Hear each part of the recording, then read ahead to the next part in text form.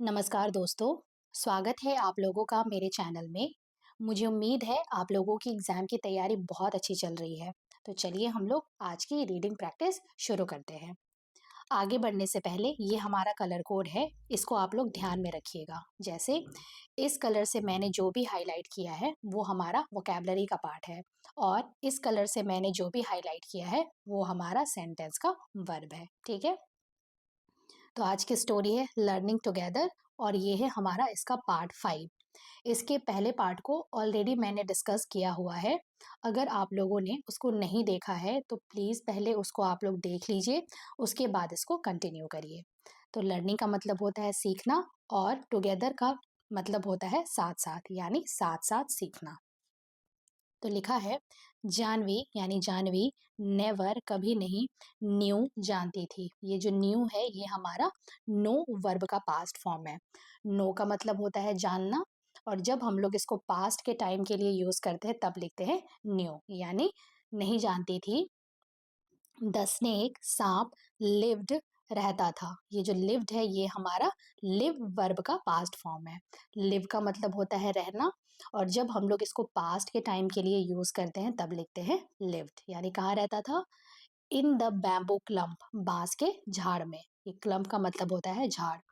और ये बात क्यों लिखा है, क्योंकि इसके पहले पार्ट में हम लोगों ने देखा था कि नदी जानवी से कहती है कि तुम स्कूल जाने से क्यों डरती हो, जबकि तुम तो हरी छिपकलियां से भी नहीं डरती हो और ना ही बांस के झाड़ में छिपे सांपों से। तो यहाँ पे यही कह रहा है कि जानवी को ये बात कभी नहीं मालूम था कि बांस के झाड़ में सांप भी रहता था। अब आगे लिखा है व्हाट आर शिप्स, यानी जहाजें क्या है। सी आस्ट, सी यानी जानवी, यानी वह पूछी। ये जो आस्ट है ये हमारा आस्क वर्ब का पास्ट फॉर्म है। आस्क का मतलब होता है पूछना और जब हम लोग इसको पास्ट के टाइम के लिए यूज करते हैं तब लिखते हैं आस्ट, यानी वो क्या पूछी कि जहाजें क्या होती है। और वो ऐसा इसलिए पूछती है क्योंकि इसके पहले पार्ट में हम लोगों ने देखा था कि नदी जानवी को बोलती है कि उसे रेलगाड़ियों से ज़्यादा जहाज़ें ज़्यादा पसंद है। तो अब उसको इसका जवाब क्या मिला कि बिग बोट्स यानी बड़ी नावें, सेड द रिवर, नदी कही। ये जो सेड है ये हमारा से वर्ब का पास्ट फॉर्म है। से का मतलब होता है कहना और जब हम लोग इसको पास्ट के टाइम के लिए यूज करते हैं तब लिखते हैं सेड, यानी जानवी जब पूछती है कि जहाजें क्या होती है तो नदी उसको क्या बोली कि बड़ी नावें।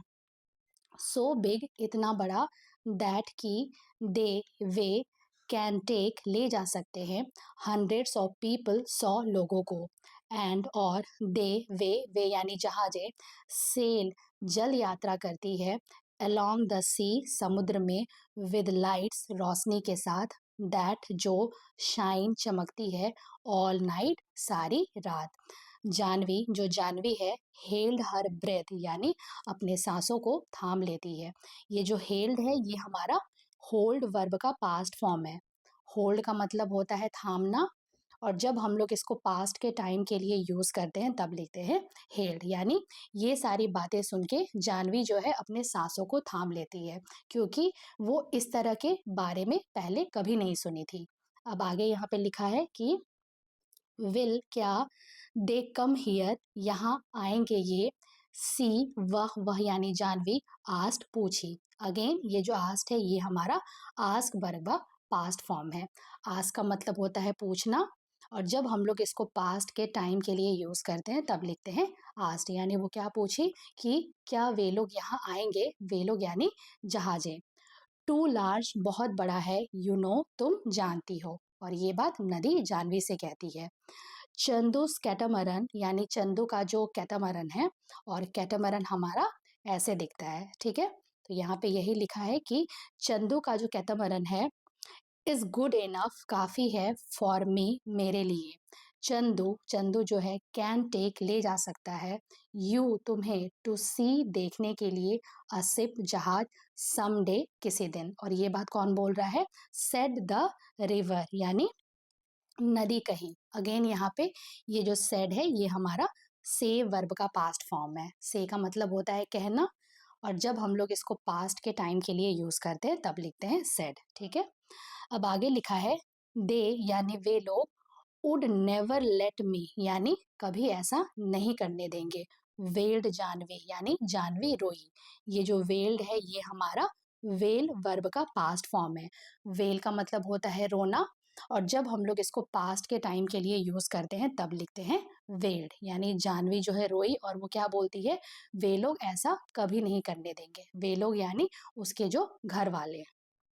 अब आगे लिखा है यहाँ पे, ट्राई कोशिश करो, गोइंग जाने का, टू स्कूल स्कूल फर्स्ट पहले, सेड द रिवर नदी कही। अगेन यहाँ पे ये जो सेड है ये हमारा सेव वर्ब का पास्ट फॉर्म है। तो नदी उससे क्या कहती है कि तुम पहले स्कूल जाने का कोशिश करो। रिमेंबर याद रखना, it is up to you यह तुम्हारे ऊपर है। अब आगे क्या होता है, जानवी जो जानवी है गैदर्ड इकट्ठा करती है। ये जो गैदर्ड है ये हमारा गैदर वर्ब का पास्ट फॉर्म है।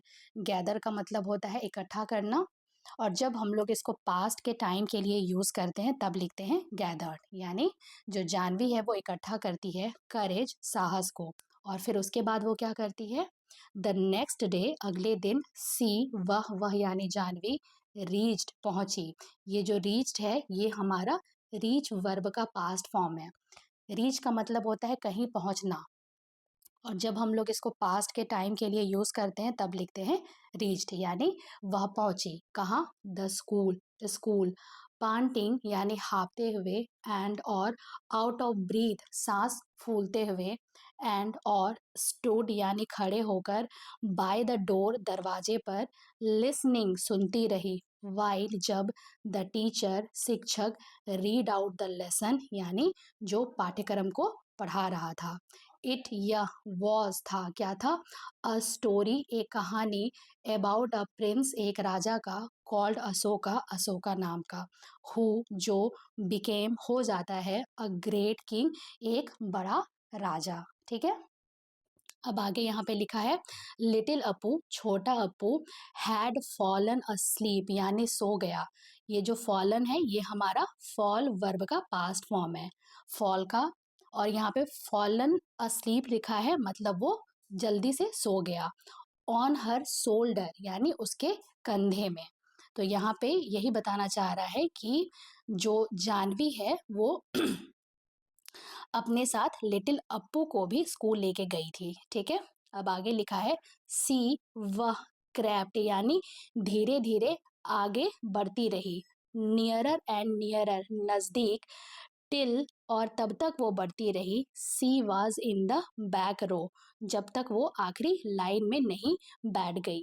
स्क्वेटिंग मतलब पालथी मार के, विद द अदर्स दूसरों के साथ, ऑन द अर्दन फ्लोर मतलब मिट्टी के फर्श में।